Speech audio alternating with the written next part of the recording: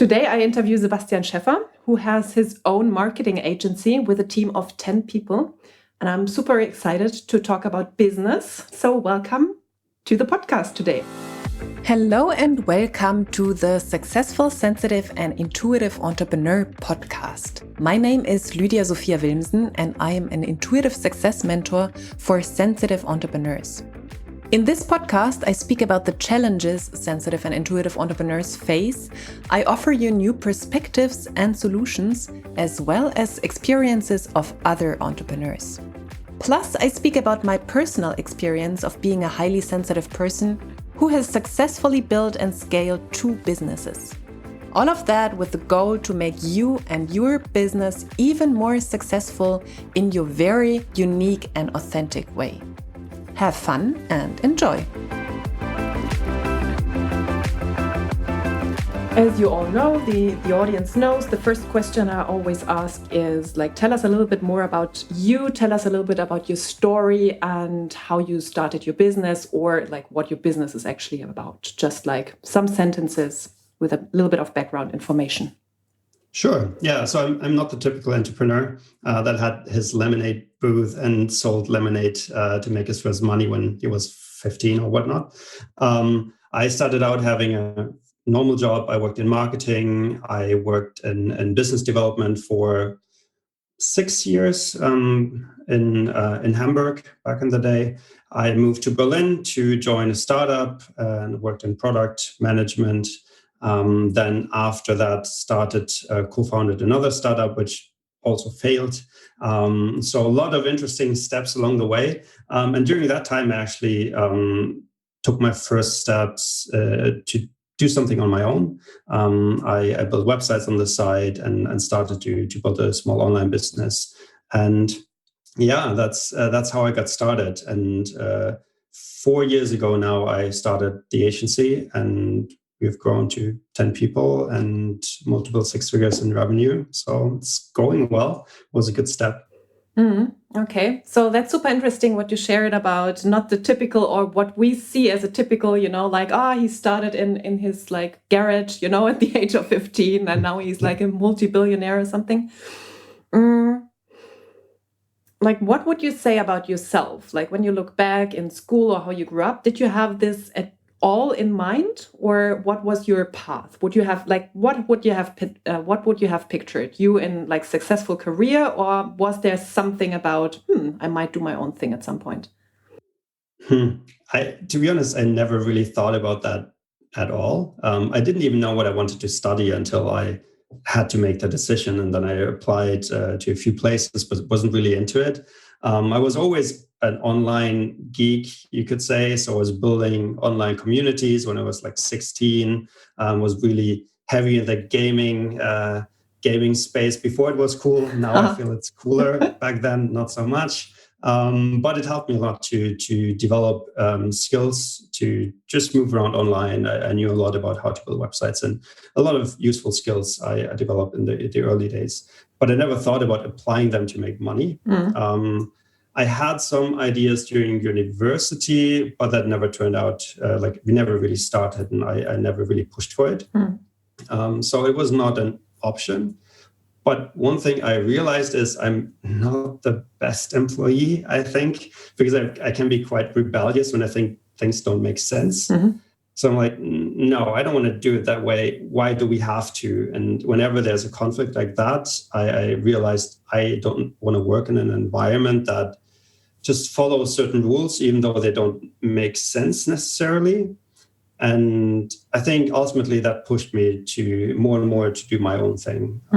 But it was not a plan. It's not a master plan that I had when I was 16 to conquer the world. So basically, to conquer the world. So basically, it came more how to say that? It was a necessity because of how you were as a person, it wasn't the nicest to be an employee, as you said. And at the same time, you basically stumbled into it. It just came your way. So when I hear that, what would you say, what advice would you give to others? How can one apply that to growing a successful business? Exactly that. Because you just stumbled into that, but would be interesting what your opinion is on that, how to now properly apply that, like reverse engineering, basically? Yeah, I think it all starts with awareness, right? To be honest, I wasn't super aware when I was younger. I could have started much earlier. And sometimes I think, well, you could have done this like 15, 20 years ago, and who knows where I would be, but not a very useful thought. But awareness is a good step to understand, okay, what actually is the environment that makes me happy, and what situation, what constellation, team constellation, whatever it is, like how do I work best? How do I can bring the best of myself to the table, and then slowly move in that direction. And that doesn't have to be entrepreneurship, right?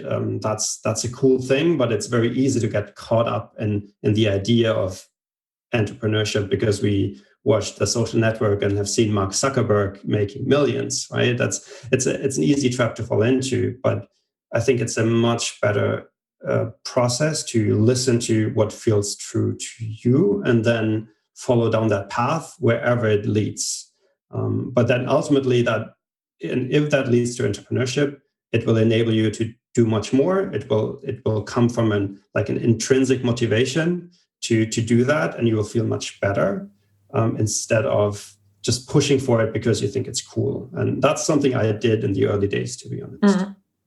Because you thought it like now nerdiness is cool, so like make lots of money with it. No, I'm joking. I moved to it, and also from a sense of pain, right? Because I realized, okay, there is some kind of conflict that I'm causing myself because of how I approach things, how I think about things. And so I moved away from pain, but it was not a conscious move towards a better future in that moment. Ultimately, I think it was a good move. But if you can do it, it's better to be aware and then move towards pleasure instead of moving away from pain. But pain is a strong motivator, so I'm not complaining. Yeah. Okay, you put so much into there. It's like, where shall I start? Let's go back to this move away from pain thing. And then I want to go back to the environment, and then I want to go back to something even before. But the away from pain, because now you said it might be better to follow this. What is your desire? Like instead of away from towards to, like why? Because pain, as you said, is a powerful motivator. Why would you think that is just, it's personal. So everyone can have his or her own perspective. So what would you say makes it better to follow desire instead of going away from pain? Yeah, first of all, I think it's a personal decision. Okay. And I know a lot of people who would say they don't want to choose pleasure as their main motivator. And especially in the entrepreneurial space, there are a lot of people who don't choose that because the pain gives them an edge. And pain translates into the fear of not being enough, the need to have some kind of status, money, whatever it is that gives you the feeling of, okay, I have achieved something that's why I'm worthy of whatever you're missing, right? Love, usually, acceptance, whatever it is. It's a strong motivator and it works really well. The question is, does it make a happy life? So that the core question is more, what do you want from life, right? And that's something we talked a lot about this before, and that I still trying to identify and define for myself what makes a meaningful life and what makes fulfillment, like where does it come from? But one thing I can say, it probably doesn't come from pain. So I'm trying pleasure now, and it's an ongoing process of testing and to see where the balance is. But from my experience, pushing through pain or being motivated by pain long-term without feeling a sense of fulfillment is the best way of burning out. And I've been there, don't want to go back there. I think it's a healthier path to find something that pulls you instead of something that pushes you and you have to run away from the whole time. Oh, I love that. And you make a very powerful statement or even claim here with this, like pain gives them an edge, like pain gives the hustle entrepreneurs an edge. I think not everyone will love you for that. So you can be happy because you don't want to be loved by everyone anymore. can you give us perhaps a little bit of insight? Because obviously, like I talk a lot about that when it comes like to my marketing, with what kind of people I work, like with people who want to have success with ease and enjoy what they are doing. So I obviously target those people. However, I have never been so much in the proper hustle culture. And you have done that. Like you have been in startup culture. You have done this yourself. You had a burnout. Okay, I had this, like everyone nowadays had this, I think, at some point. But can you give us perhaps some more, like you mentioned this already, like, like those feelings which are there, which are covered up and running away from them. Can you give us just a little bit more insights into the hustle culture, into the startup entrepreneurship culture? Yeah, and it can be that's positive. a tough one. It can be positive as well. You don't have to like destroy everything now.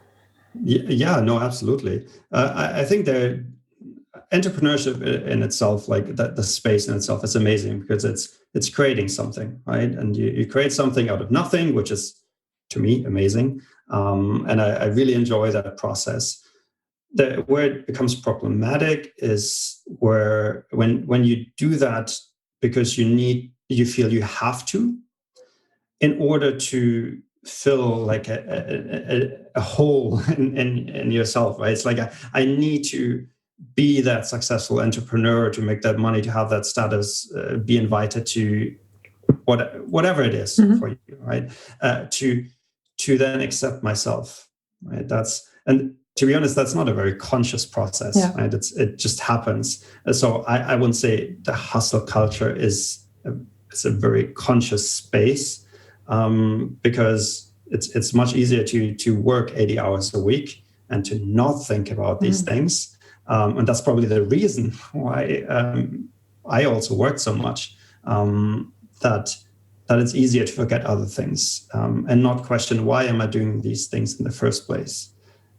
And yeah, I think that's the core problem. It's the lack of awareness and just distraction. So I distract myself from deeper questions, or the lingering feeling of something is not there.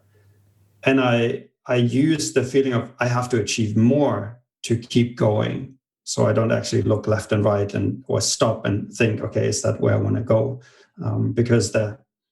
And I think there's two things. One is the internal conflict that we don't want to face our fears. That's, I think, it's obviously a strong one. But at the same time, there's also a lot of social conditioning where the image of that hustling entrepreneur is a good thing, or is seen as a positive thing. It's a hard worker, right? It's like, that's a positive thing. It's not a negative thing. So I think these things work together to make it really hard to break out and say, no, I'm not going to work so hard. I'm going to take a year off and try to figure out what I want to do with my life. That's not a thing you hear that often, even though it happens more and more, which is good, I think. Yeah.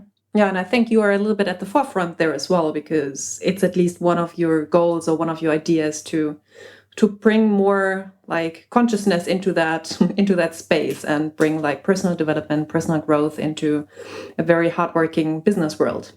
So that would be interesting. Yeah, I think, and it's interesting. I think maybe it's a bit different from your audience, which is probably a lot more aware than the average. I don't know. Let's say that the average user of the groups that I used to be in, and I count myself to that, obviously. But yeah, I think there's a strong need for both, right? There's a need on one side, maybe to learn from the hustle culture, because there's a lot of really good things, very process-driven, structured, achievement-oriented processes, which makes a lot of sense if you want to build a big business. And then on the other side, there is what I just mentioned. There is the need for slowing down, reflection, introspection, awareness, and maybe realigning a few things, instead of just following a blueprint someone else made for you. Yeah, I like that. And I think that turns back to that question I wanted to ask you from before around environment. Like, what do you want to create for yourself? Like, instead of running away from pain and instead following your own pleasure or following your own like desires, like what would be if you're so conditioned to following what the other people say, like how would you tell people? And I have like a wide range of people who listen in, so this might be super. And by the way, this is also super useful for people who are already aware, because we so very quickly and frequently fall back into old patterning. Even someone who is super conscious and super aware, which is also just sometimes, nice words for that, and doesn't really mean mean that this is actually in the package. So what would be your answer, or some ideas on how to start that process? What were the first steps you took? Just not that you have to be perfect, just like the first steps that people can take to, instead of running away from pain. And usually it's like, I don't have enough money. I need to be someone, what you said, like filling this inner void. How can we shift this back to what do I actually desire? What do I want? And shift the business back to that, or start a business on that. Yeah, I'm struggling to give a good answer to that, simply because I'm not a good example, right? It's like my path was, I didn't take slow steps in that direction. I worked hard until I achieved certain goals that I had, and then realized, oh, wow, nothing has changed. I still feel not great, unworthy, whatever, right? So I took I was very focused on making this work. So there was no slow process. And that's ultimately after realizing, okay, there's no change. That is where I realized, okay, my thinking is wrong. I approach it from a wrong angle because I keep doing the same things, expecting different results. And that's, I think Albert Einstein said, expecting different results. If you do the same thing, it's a sign of stupidity. And I was like, okay, maybe that's me, stupid. Yeah, that's maybe not the best approach, right? So that's when I started switching and thinking differently. And that's when we started talking, really. My recommendation, if you feel there's something not fully aligned, get someone from the outside who can help you through the process, because it's so easy to tell yourself a good story. That's the easiest thing. You're the easiest person to lie to. So get some outside help to help you reflect on what is going on, your own conditioning, the patterns that you have, and then someone to guide you through that process. I think that's the most helpful thing, and something I learned only recently, also through having a personal trainer in sports, just getting outside help in many different areas. But that's another sign of my pattern, trying to be competent, trying to do everything myself. No, it doesn't have to be. It can be easier. But that's a choice. Easy is a choice to a certain extent, right? Coming from a somewhat privileged background, obviously. But yes, it is a choice. So get help. That's the best advice I can give, I think. And then the rest will develop from there. And yeah, of course, super, super helpful. And I think it's super nice that you also mentioned the personal trainer, and this. Perhaps also in hustle culture or in Western societies in general, we are so focused on you have to do it alone. And if you don't manage to get it done by yourself, then it's nothing worth. So if you have help on your side, then it's basically nothing worth. It's only worthy or good when you have achieved it alone, which itself is stupid, because I think when you think back of having built your agency, you have people, you have team members, so you don't do it alone. And you have people like your partner or other people to bounce back ideas, or friends. So I think this idea of I am doing it alone, it doesn't work at all, because also there are people who grow food for you so that you have something to eat. So, you couldn't do it alone, because then you would already be dead. Yeah.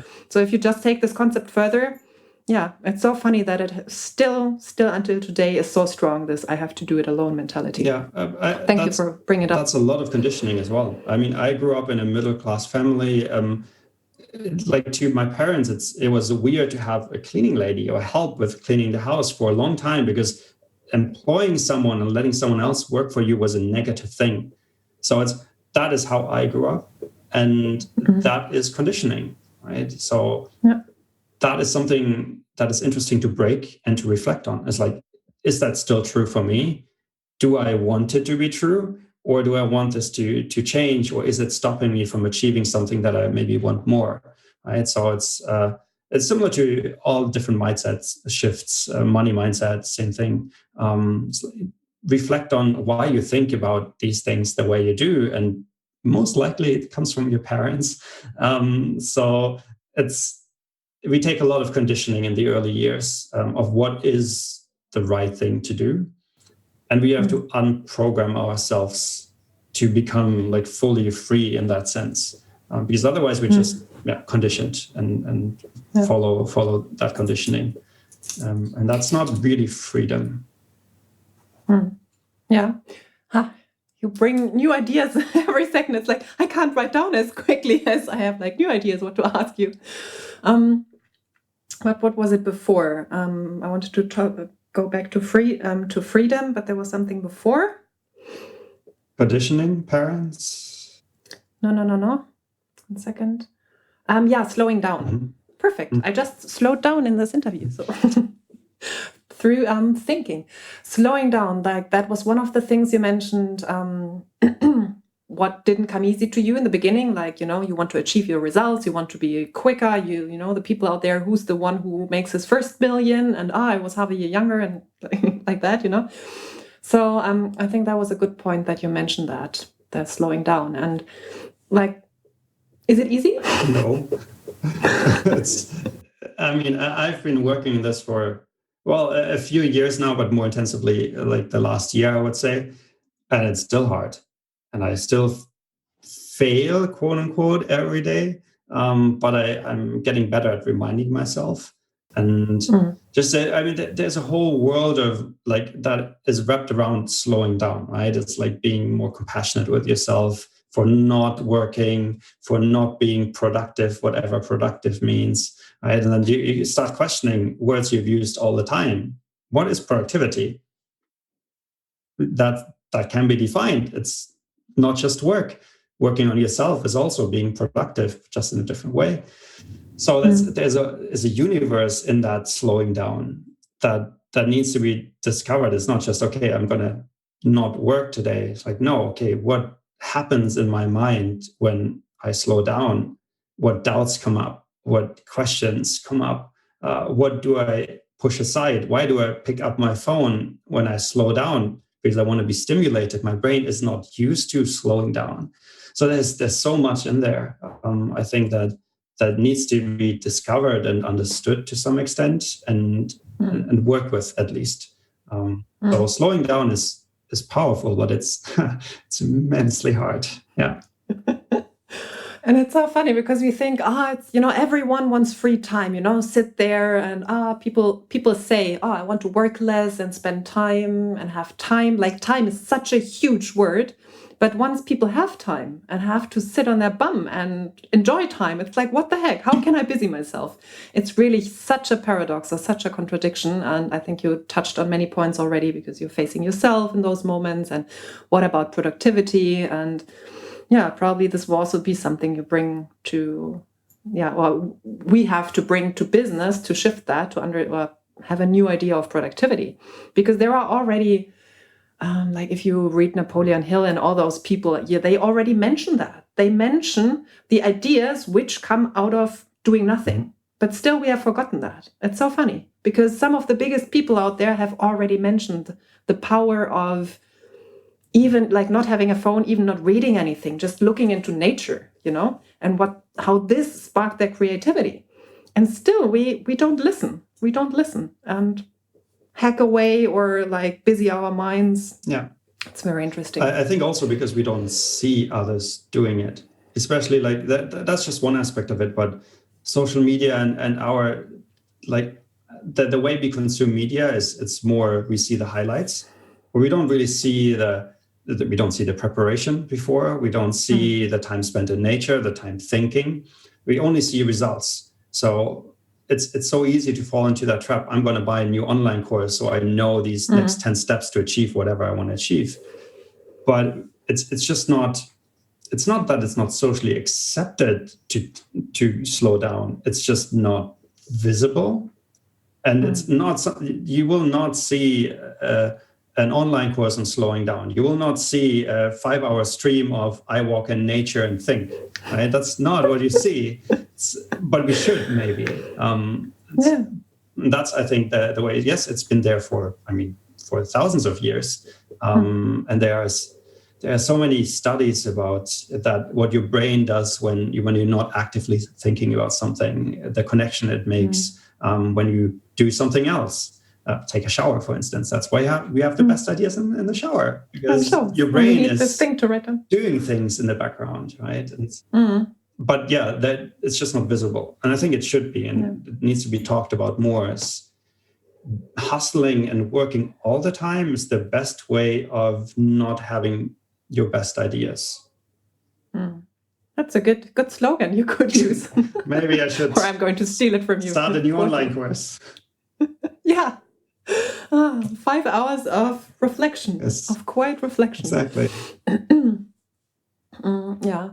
Another point another thing I wanted to point in, and then I want to go more into the mindset part, was what you just mentioned about freedom, because you are very freedom oriented. I am very freedom oriented. And I think a lot of the entrepreneurial bubble is created on freedom. Like, I want to be free. I want to do my own thing. I want to be successful and not have anyone to tell me anything, like how to do things.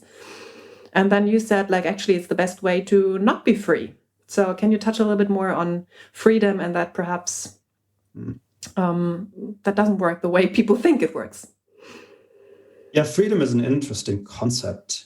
And that's something I needed to learn. I used to be like a digital nomad for a year, traveling around the world, and felt like super free. But at the same time, for instance, I felt super lonely, because if you're free and you don't have any connections, by definition, you don't have connections to others, right? So freedom is a scale. And if you push it too far, you are lonely. If you don't have it at all, you feel trapped. So everyone needs to find their own personal spot on that scale where it feels right. But it's not a binary thing where it's like, I need to be free, so I start my own business. Also, having your own business doesn't give you a lot of freedom, because then you have to run a business and you have employees and you do all these things. So there's always commitment somewhere. And if you choose not to commit, that is also it's also the decision that also has downsides, right? So that's one thing. And then there's maybe a deeper sense of freedom, where it's more about conditioning and understanding your patterns. So if you look into attachment styles, for instance, how we form relationships, highly dependent on how our parents related to us, how they treated us when we were like 2 years old. So there's a lot of like very early childhood conditioning going on. And if you don't reflect on that part, how free can you be if you're not fully controlling your actions?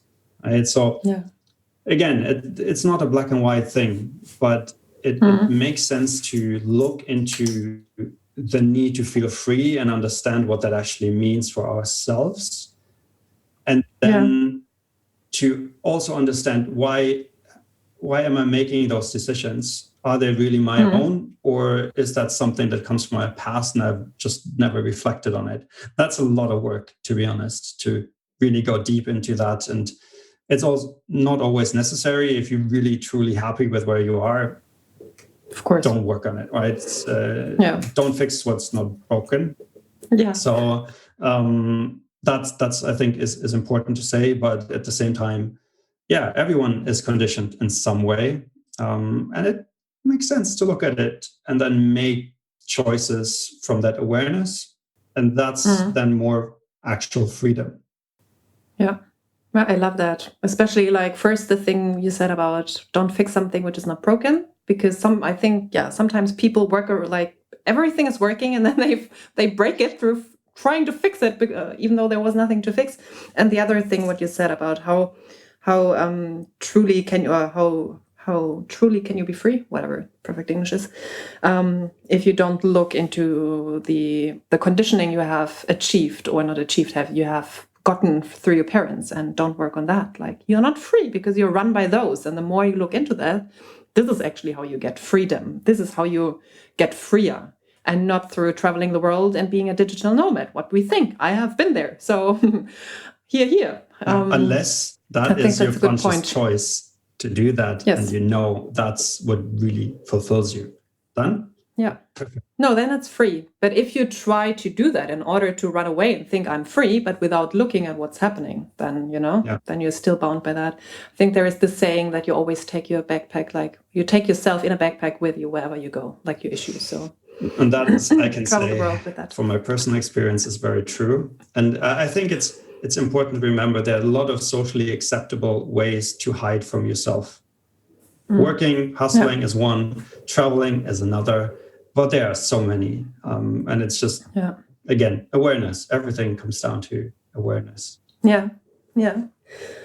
So true. Awareness is going to be like the title for the podcast.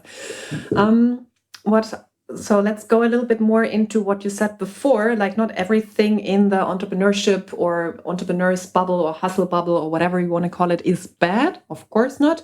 So can you share some good mindset shifts, for example, around strategy, around goals, what really helps to build a successful business? Perhaps not so much in a how can I the most easily burn out, and more in a how can I do this in a more like in a healthier way? Yeah. Some thoughts of how to put this, because I think this is what especially sensitive people are struggling with, or intuitive people. They have this internal guidance, but they are lacking a little bit the strategy part and the structure part. So what can you say something to this? Yeah. I think the first thing I would say, and that is something I've followed unconsciously for a long time, is don't set goals. I don't like goals. In my opinion, they make you feel mostly bad if you don't achieve them, or they make you feel good for a very short amount of time when you achieve them. So what is better than goals? In my opinion, systems always outweigh goals. So instead of trying to achieve a certain goal, build a system that will get you closer to that every day, right? If you go to the gym, the goal is not to lift 100 kilos. The goal is to go every day, because at some point you're going to lift 100 kilos if you keep pushing, right?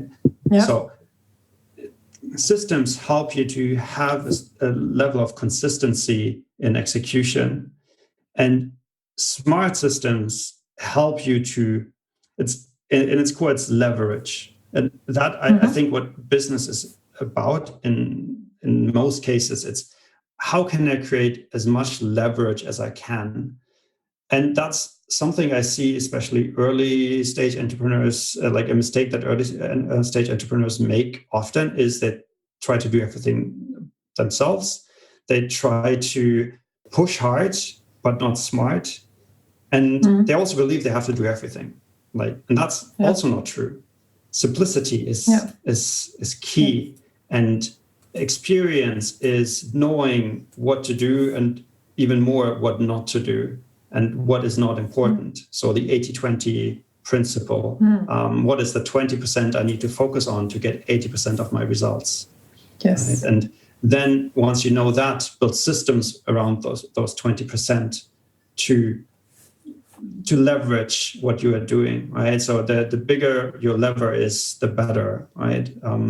That's why you see software businesses doing so well, because software is leverage. You write a piece of code and it just keeps doing its thing. You don't have to be up, you can be asleep, it's still working, right? That's one way of leverage. An online course is a different way of leverage, right?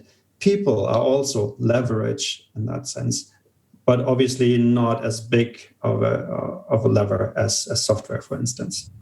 So I think that's the core advice I would give. Think about what is really important, and then build systems around what's important to leverage yourself. Okay. You said it's all about simplicity, so I think that's quite simple. It is. Two things. It is. It is. And it should be, because that alone, just thinking about what is important, is insanely hard. And that's, if you look at the really successful entrepreneurs, or let's look at Warren Buffett or Bill Gates, what they do is they retreat for a certain amount of time and just read and think. And they think about that, like, where should I focus my energy? What is the one thing that really moves everything? Or what is the one thing that would make every other thing I do easier? And that is, it's hard thinking and analyzing, really understanding. It forces you to understand, what am I doing each day? And what happens when I do this? If I post this on Instagram, what actually happens? Does it move anything? And to answer these questions, you have to understand what's actually going on. And you get out of the reactionary, everyone is posting on Instagram, so I post on Instagram, to a more numbers-driven, analytical approach of running your business, which, to be honest, is very important. It's one of the most important things. If you don't understand the numbers of your business, you will always struggle, and it will always be luck, right? Or you're riding a wave that is that just carries you. But as much as I admire people who have that strong vision of what they want to build, if you don't understand your business, the numbers, which parts of the business contribute to what and to the end result, you're not really running a business by definition. So so it starts simple, but you can go very deep, and it becomes very complex in terms of what the implications are. So makes total sense. And of course, you can always go deeper. And I think you shouldn't got hung up on that, to go into too much complexity from the beginning on, because if we apply the 20-80 rule again, then it's not understanding all the numbers, but the important numbers, and then go deep there. I love that.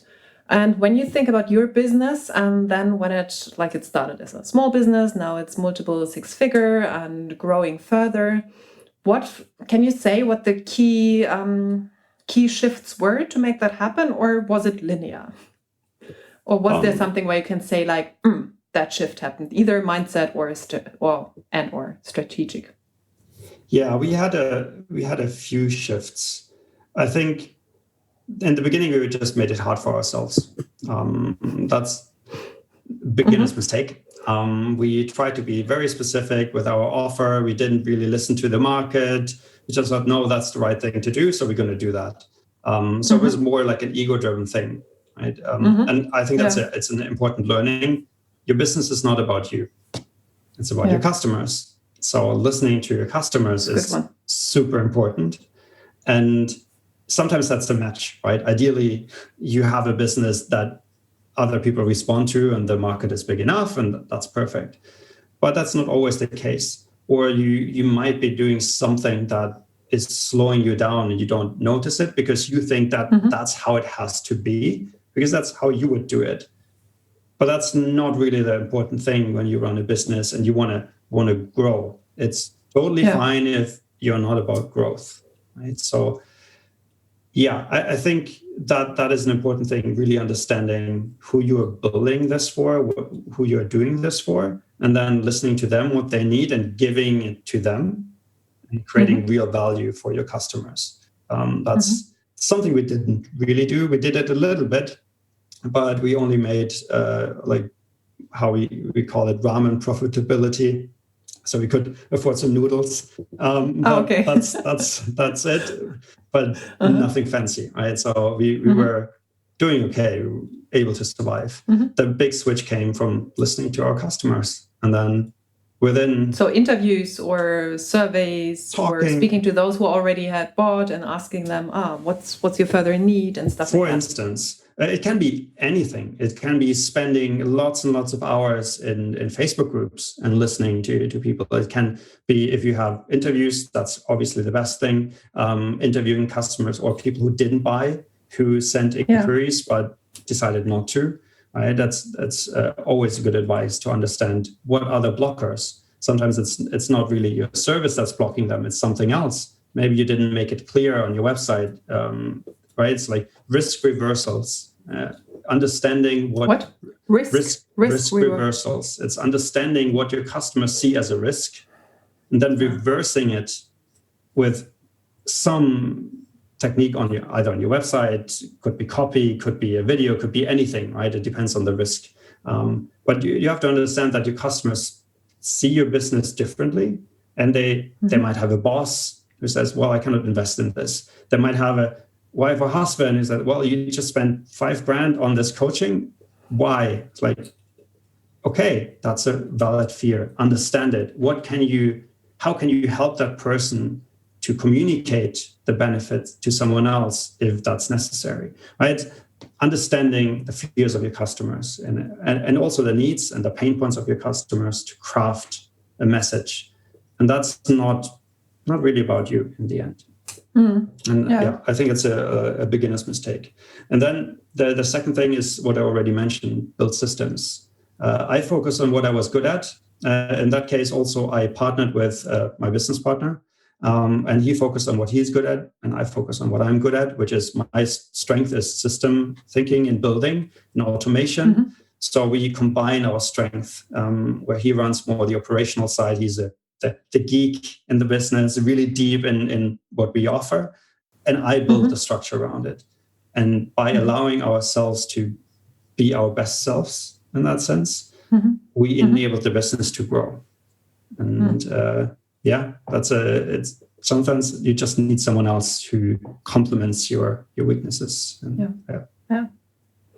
That's a good thing. And perhaps also because I know many people in the beginning, there it's more out of fear of like, oh, what if I don't make the money or something like that? And this is how they are looking, or why they are looking for corporations, like to have like a partner, so that it's not only them who fails, but like at least like shared costs or something, or shared failure.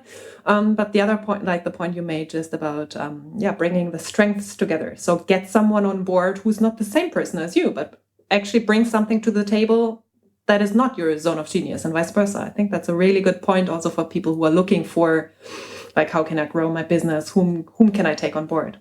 Yeah. And for example, I'm not good in this tech. Like, I can do a little bit of the technical stuff, but I'm not super good in that. So I have someone who helps me with that, who is like works for me. He's not my business partner, but still, like, get people on board who support you in that, what you're not good at. So I think that's super, super useful. And a little bit around money mindset, because I know you were not always wealthy. Like, I think you said before in some of the business or startups or whatever it was, you didn't have a lot of money, and now obviously money is not so much the issue. Can you say a little bit around money mindset? Like, how does it feel to have money? Do you want more money? Don't you want more money? What do you think about money? Because obviously all business owners have to deal with that question. Okay. Share your insights. Go. Addressing the obvious. Money is a good thing. Having money obviously is a good thing. But money is a tool, nothing else, right? It doesn't fix anything. It doesn't fix your personal issues that you have. It's a tool that can be applied to something else, like a hammer, right? It's like if you have a problem that can be fixed with a hammer, having a hammer is a good thing. Right? So in this case, how I apply it is to help me in situations where I cannot help myself, or where someone else can really accelerate my progress. Personal trainer is a good example, because I could work out, but I probably won't, because I find something else to do and I don't necessarily enjoy the process. But having someone who tells me what to do and who's waiting for me is really helpful in getting me there, and working out 3 times a week without missing a day in the last year. So that's massive. It's a massive change to trying it multiple times, using different apps before, and just never sticking to it. And being honest to myself, it's like, hey, this is not super important intrinsically, but I understand that it's important for my long-term health. So it's not really a choice. It's important. So I pay someone to care about it more than I do. I think that's the key. Yeah. And the same is true with our work, right? It's like there is certain parts of like introspection and understanding pattern, and also sticking to my learnings, which is a big one, is hard, and where I appreciate support. So at some point, before I was a bit hesitant, like, is this really moving me forward? But no, it is. And making that decision to outsource that responsibility to a certain extent, cannot outsource it fully, but is helpful to have someone who has the time. And that's oftentimes we want this from our partners and expect, hey, why don't you give me good feedback? But they're their own stuff, right? So it's like buying an hour, whatever, a week, or how much you need. It's to just get honest feedback from someone who cares enough about you, but not that much that they would lie to you. It's super helpful. That's a good way to phrase it. Yeah. They don't care enough to lie to you. Yeah, I think that's the hard thing in relationships. Like, do I want to be honest and open up Pandora's box for the next 2 hours, or am I just nice but don't really touch the deeper problems, right? Yeah. So outsourcing that is super helpful, and that's just me. You can apply money to anything: marketing, business development, whatever it is, or also new businesses, right? That's something that I love, that it enables me to do new things that I didn't think were possible before. But yeah, I didn't grow up with a lot of money. I had a normal job, earned okay-ish money, and then went to almost nothing.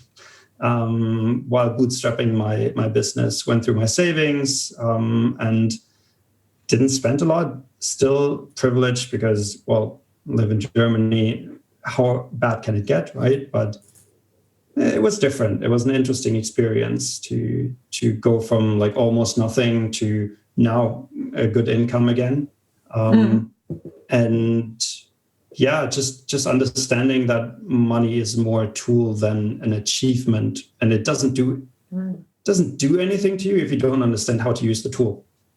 It's like having the gym at home. It's like, it will not make you fit. You have to use it the right way. Use it. So I think it's a good investment to, if that's a challenge. Investing in a good money mindset is also it's a good investment in itself. Yeah. Because, but it also seems like when you're talking that this was not the main blockages you had, because, so many entrepreneurs, they struggle exactly with that. Perhaps it is because you shifted away from money. It was not about making, like, you said it wasn't about goals. It was about building systems. So it wasn't about, my next money goal, and I just like hold on to that for dear life or something. So somehow you seem to have figured that out quite quickly, how to the money mindset. Yes and stuff. no. I think I was never really tied to money itself. I was interested in what money stands for a while. But like my upbringing is not about money. So it was never a big thing for me. But yeah, it's I still look at our dashboards at like, I don't know, like every 2-3 days I look at it. It's like, okay, where are we? The thing is, I think it's called hedonic adaptation. You just adapt to that new normal. It's like, okay, the first year it's like, oh, I want to make 2-3 grand a month so I can pay my bills and I'm fine. Then you level up to, okay, I want to make 10. Then you make 10. It's like, now I can do 20, and then it becomes 50, and then it becomes 100, and then it becomes 1 million a month. Right? It's like, it really doesn't matter. It sounds weird before you hit the goal, but once you hit it, it's like, okay, I've done that. What's next? And that is the problem, right? Hedonic adaptation. We adapt to that new normal. Ideally, obviously, we adapt much better to the higher normal than the lower normal. Let's be honest here. But yeah, that's the reason why if you look at people who have high incomes, nothing really changes. What they do is they level up their cost of living. Expenses. So, they have a bigger car, a bigger house, whatnot, right? And then at some point, that is normal. And it's the same thing when you buy your new iPhone or whatever. For 2 months, it's cool. Maybe for 2 weeks. And then it's just your phone. Yeah. And the same thing happens with money. So I love the dopamine hit whenever I see, yes, new highest month, whatever, right? It's nice. And I feel sometimes a bit bad when I see, that was a bad month. Sad. But overall, it's fine. So I think it's important to keep some distance to that. It's a good one. Keep distance, yeah. And understand that nothing changes per se. It's how you use it. I remember so many clients who had the biggest month ever. And for one day it was freak out moment. And 5 days later it was yeah, whatever. Now I want more. And you expect that this kind of hit stays forever. And now you're in this amazing mood all the time. And no. Life will come back, and then you have all your issues of whatever. Someone doesn't clean the floor as you want it to be, and the 10K or 100K in your bank account doesn't change that. I think that brings up an interesting question though. What should we aim for, right? Because for a long time, and that makes total sense, if you struggle to pay your bills or you're burning through your savings, you're just focused on making more money. And it gets really, really hard to get out of that mindset once you're in it. I see that a lot with my friends who, some of them now make good money, but it's very hard to not be stuck in that old mindset of scarcity mindset, pretty much. I used to have very little, and now I need to be very careful, and I need to make more just to feel safe. And that money can give you that sense of safety, but only if you allow it. Right? It's work again. At least for me, and I'm still working on that, to be honest, to detach from that old scarcity mindset of do I really want to pay €4 for that coffee? I want that coffee now. But that thinking is still there. It's good to some extent, but. It's hard to detach from the scarcity, and it's hard to detach from wanting to make more and switching to a new fuel, so to speak. What fuels your entrepreneurial journey? Once you hit that, I think the studies above 70K a year, not really much changes. So whatever that point is for you, where do you switch to after? And that's, I think, it's my more personal question these days. What is that new driving force? Yeah, I love that. And also that you bring up, because I spoke with another colleague and friend some days ago. We came to the same thing, having $1 million in the bank and still dealing with scarcity mindset. It's so interesting. So it's scarcity mindset is not, you can't buy it out or something, just make more money and then it's gone. It's something you have to consciously work on. And I liked what you said about what fuel do you want to run your journey on now? So that's a really good question, I think, for everyone to ask himself or herself, because this point will come. Perhaps, 2 last questions. One is I wanted to just have some thoughts from you about you call yourself an introvert. You are a rather sensitive person, you're a musician and, sing and play music. So you have this, let's call it more sensitive traits as a guy. So how does this fit into the rather harsh or goal-driven, or however we want to call this, entrepreneurial journey, or where it's also about being loud and being out there and being confident and convinced and all of that, or convincing? How does it work? I think I have two answers to that. First of all, I never saw myself as very sensitive, to be honest.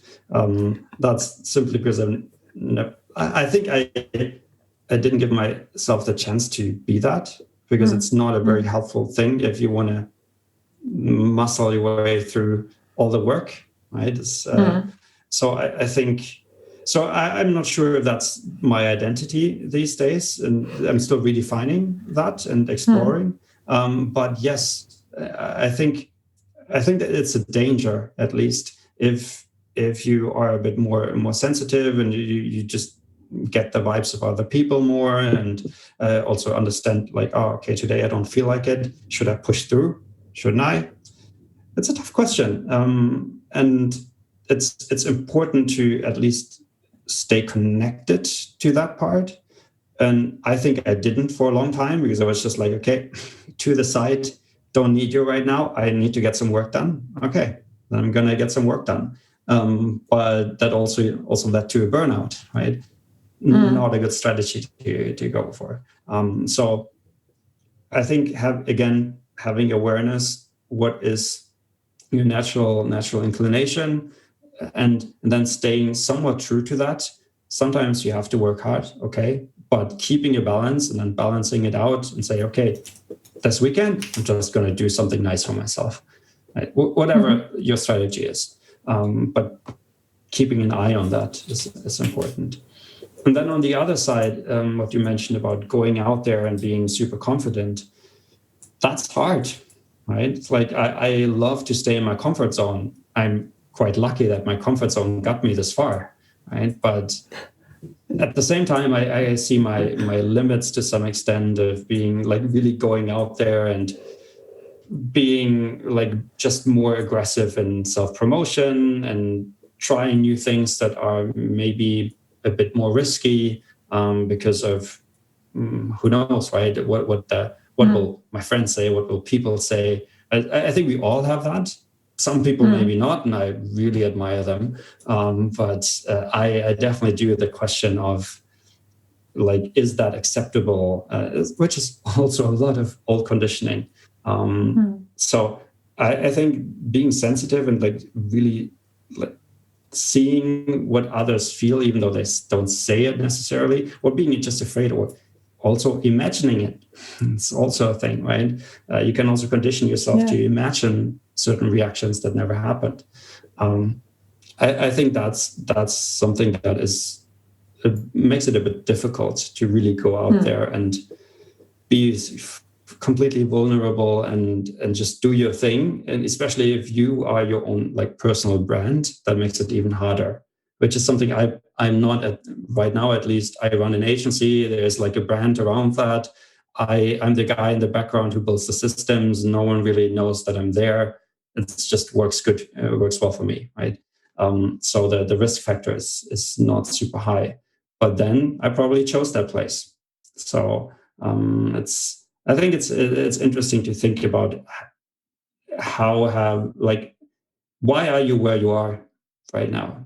So what brought you here? It's usually, unless you're super lucky, it's usually some kind of fear. If you're not fully there where you want to be, it's some kind of fear that holds you back. And if you're more sensitive to these things, then it's even harder. That's it.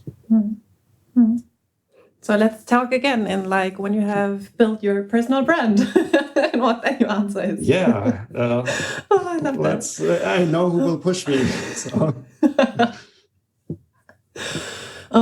Okay, amazing answer so far. And now just the last question. Any last thoughts or one last main thought or whatever it is for the audience before we finish our interview? There's so much to say. I know. I think that the core is clarity, right? In any endeavor, like business, personal, it's really understanding yourself, your own motivations, and why you're doing this, and also why you're not doing certain things. And so getting a clearer map, not of the business world, but of yourself and how you behave, like what your part is in that big wide world out there, is super important, because it will tell you like, why do I get triggered when I have conversations with an employee? Why do I stay away from certain businesses? Why do I always go down that path instead of that path, even though maybe that path might be more helpful, right? There's so many business hacks, but they all don't matter if you don't. Well, you can make it, but it's better if you understand yourself and follow that, and then utilize all the other things you can learn, than focusing on business first, because ultimately it's not really about business in the first step. That comes later, I would say. I think that's a nice thought to end for like a business interview. Yeah, not very businessy. But I you know that I totally sign that. Like all the work I do or everything I talk about, it's about self and business as an the hand or Verlängerung. Yeah, extension. Extension. Thank you. Extension of yourself. So yeah. And maybe one thing is nice end. All the people you see out there you might admire who are super successful, it might be survivorship bias, right? Because you don't see all the people who burned out along the way. So don't admire Mark Zuckerberg just because you built that business. There are only like 5 of these businesses in the world. It's clearly survivorship bias. So focus more on yourself, see what gives you energy, do that. Much better strategy. Yeah. Oh, I like that.